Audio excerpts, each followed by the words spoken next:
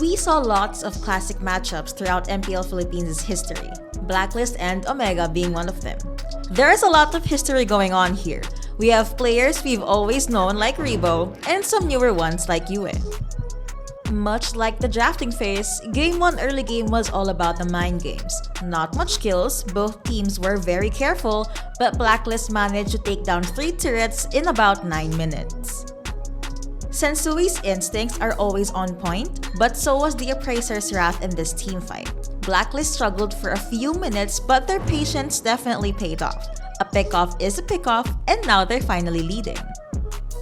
If there's anything I love about Omega's draft, it's the Valentina and Rafaela combo, which is starting to get scary.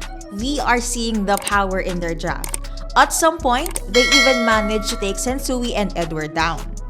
Late game, everyone was at the edge of their seats and they could not take their eyes off of the screen. We saw a stellar Divine Judgment from Haji, also Yue with the double kill. Omega with the counter engage was very strong. They almost won.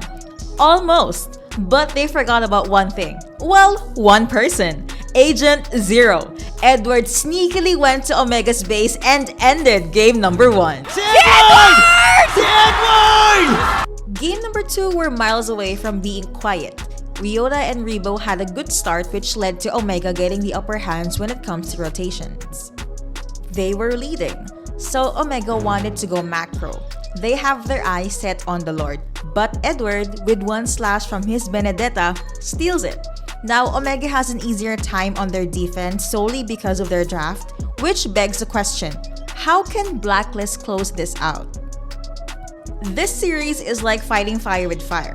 Edward takes down H2O, Haji almost died but survived because of Yue, and Oheb was getting the space that he needed. Omega's backs were against the wall because they lost the numbers game. Looks like my question earlier was answered. As their cheer goes, Blacklist break the code.